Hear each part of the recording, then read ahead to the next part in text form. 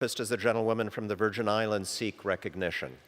Mr. Chair, I rise in support of my amendment. The clerk will designate the amendment. Amendment number 20, printed in Part B of House Report number 116-32, offered by Ms. Plaskett of Virgin Islands. Pursuant to House Resolution 281, the gentlewoman from the Virgin Islands, Ms. Plaskett, and a member opposed, each will control 5 minutes. The chair recognizes the gentlewoman from the Virgin Islands. Thank you, Mr. Chair. The Violence Against Women Act is the cornerstone of our nation's response to domestic violence, sexual assault, dating violence, and stalking.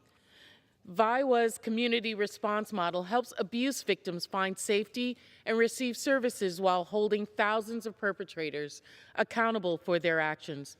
I'd like to commend Congresswomen Karen Bass, Congresswoman Sheila Jackson Lee, and leadership for their commitment to making this legislation a priority of this Congress. Mr. Chair, the U.S. territories, including my district of the U.S. Virgin Islands, along with Puerto Rico, Guam, Northern Mariana Islands, and American Samoa, are eligible for the Violence Against Women Act programs under the Department of Justice and Health and Human Services. For example, the Sexual Assault Service Formula Grant authorizes under VAWA provides funding to support rape crisis centers, assist individuals who have been sexually assaulted. The Office of Violence Against Women awards no less than 1.5% of the total amount appropriated for the program to each state, the District of Columbia, and Puerto Rico. The Virgin Islands, American Samoa, Guam, and the Northern Mariana Islands are awarded a base amount of 1/4% of the total appropriation. In fiscal year 2017 to 2018, the smaller territories each received just $60,000 in funding under the Sexual Assault Services Formula Program. My amendment would double the minimum amount made available to these U.S. territories under the program. This funding is sorely needed at this time. According to mental health professionals in the Virgin Islands, a recent increase in domestic violence cases can partially be attributed to the residual stress of the disastrous hurricanes of 2017. Even before this uptick, however, the territories were massively under-equipped to shelter and protect the victims of violence, and the situation has only worsened since. Mr. Chair, my amendment would similarly double the minimum amount made available to the small territories for transitional housing services, including housing for victims for whom emergency shelter services are unavailable or insufficient, and to move individuals into permanent housing. In the Virgin Islands, assistance for emergency and transitional housing is crucially important, as the territory has seen housing costs skyrocket since the aforementioned disasters. Without this assistance, many women have no hope of escaping life-threatening situations. There is currently one domestic violence and abuse program on St. Thomas offering a hotline and emergency shelter. On the island of St. Croix, there is one program which offers a hotline and emergency shelter to victims. Undeniably, there is a need for more funding to provide additional services.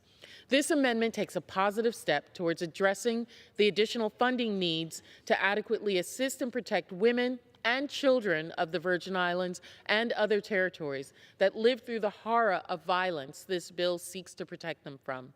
I'd like to acknowledge and thank the Women's Coalition and the Virgin Islands Domestic Violence and Sexual Assault Council on St. Croix and the Family Resource Center on St. Thomas for their passionate and continued work to provide services and training on prevention to the victims of abuse and their families. I'd also like to acknowledge and thank my colleague across the aisle, Congresswoman Amata Coleman Radowagan of American Samoa, for co-sponsoring this amendment to improve services for women and children in the U.S. island territories. I'd urge my colleagues to support my amendment. At this time, I reserve. The gentlewoman reserves. For what purpose does the gentleman from Georgia seek recognition? Mr. Speaker, I claim the time in opposition, although I am not opposed. Without objection, gentleman's recognized for 5 minutes.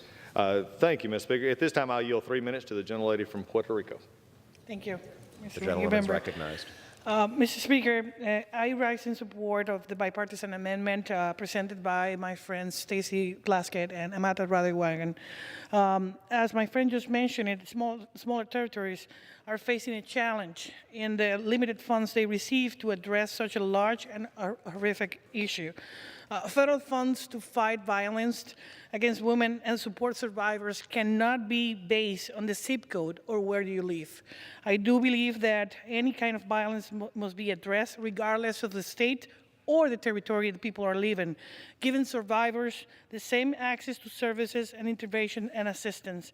In the fiscal years 2017 and 2018, these 4 territories, we're talking about Northern Marianas, Virgin Islands, American Samoa, and Guam, received less than $60,000 to aid victims of domestic violence.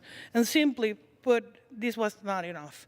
I'm speaking also on behalf of my friend Amata Radhawagan for American Samoa, and I do say that as more women step out of the shadows to seek the assistance they need, it is our job in the federal government to be able to provide the tools and resources to that organizations, and more importantly to the victims itself. Congress must network the formula to grant to allow these 4 territories access to additional funds, and I encourage all my colleagues to support this amendment, and I'm supporting the amendment as well. With that, I reserve the balance of the time. And I'll reserve as well. Gentleman reserves. Gentlewoman from the Virgin Islands. I just want to thank my colleague and my good friend, indeed my sister, from the neighboring island of Puerto Rico for her support of this legislation, and speaking on behalf, as a member of the larger island, speaking on behalf of the smaller islands and territories. And with that, I yield back the balance of my time. The gentlewoman yields back. Gentleman from Georgia yields back. The question is on the amendment offered by the gentlewoman from the Virgin Islands. Those in favor say aye.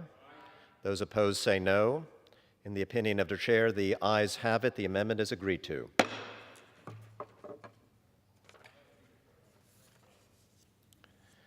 It is now in order to consider amendment number 21, printed in Part B of House Report 116-32. For what purpose does the gentleman from California seek recognition? Mr. Chair, I have